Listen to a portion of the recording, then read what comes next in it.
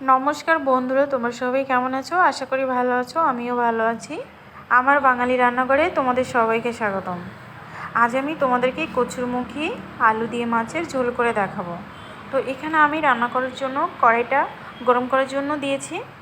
তো এই যে কড়াইটা গরম হয়ে গেলে এখানে আমি তেলটা দিয়ে দিব। তেলটা দেওয়া হয়ে গেলে তেলটা যখন গরম হয়ে আসবে তখন আমি এখানে কিছু সাদা জিরা, কালো জিরা দিয়ে দিব। আর এখানে এই যে ধুয়ে রাখা সবজিগুলো, কচুরমুখী, আলু, কাঁচা লঙ্কা, এগুলো এখন আমি দিয়ে দিব। তো এগুলো দেওয়া হয়ে গেলে এখানে আমি হলুদ গুঁড়া, জিরা গুঁড়া আর ধনে গুঁড়া দিব। তোমরা চাইলে এখানে পেঁয়াজ রসুন দিয়েও রান্না করতে পারো, কিন্তু আমি এটা পেঁয়াজ রসুন ছাড়াই রান্না করব। তো এই যে এগুলো দেওয়া হয়ে গেলে এখানে আমি তেজপাতাও দিয়ে দিব। তো এগুলো দেওয়া হয়ে গেছে। এখন আমি একটু নেড়ে চেড়ে দিব। নেড়ে চেড়ে আমি কিছুক্ষণ ভাজা করে নেব। তো এই যে আমার ভাজা করা হয়ে গেছে। এখন এখানে আমি ঝোলের জন্য পরিমাণ মতো জলটা দিয়ে দিব। আমি যেহেতু জলটা দিয়ে দিলাম, এখন আমি এখানে পরিমাণ মতো লবণটা দিয়ে দিব। এই যে লবণটা দেওয়া হয়ে গেলে একটু নেড়ে চেড়ে কিছুক্ষণের জন্য ঢাকা দিয়ে দিব।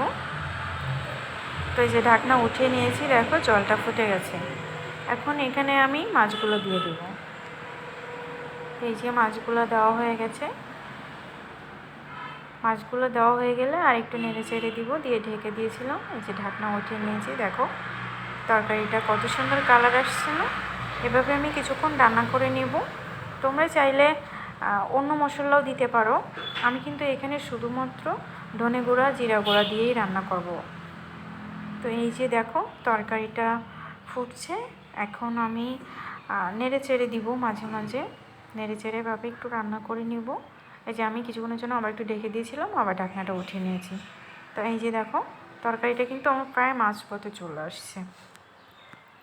আমার পেঁয়াজ রসুন ছাড়াই মনে হয় যে কচুরমুখী তরকারিটা বেশি ভালো লাগে। তো দেখো এই যে তরকারিটা কিন্তু প্রায় শেষের পথে। তো এখানে আমি তরকারিতে অল্প পরিমাণ গোলমরিচের গুঁড়া আর এলাচের গুঁড়াটা দিব। তোমরা চাইলে এভাবেও রান্না করে দেখতে পারো, দেখবে ভালোই লাগবে। কোনো মশলা না দিয়ে তোমরা সিম্পল এভাবেই রান্না করবে, দেখবে খেতেও ভালো লাগবে। তো দেখো আমার তরকারির কালারটা কত সুন্দর আসছে, তাই না? খেতেও কিন্তু খুব ভালো হবে দেখেই মনে হচ্ছে। তো আমি এখন অন্য পাত্রে নামিয়ে নিব তরকারিটা। বন্ধুরা, আমার রান্নাটা যদি তোমাদের ভালো লাগে প্লিজ কমেন্ট করে জানাবে, আর আমার চ্যানেলটিকে সাবস্ক্রাইব করে লাইক, কমেন্ট, শেয়ার করে পাশে থাকবে। তো আজকের মতো ভিডিওটা এই পর্যন্ত। সবাই ভালো থাকবে, সুস্থ থাকবে।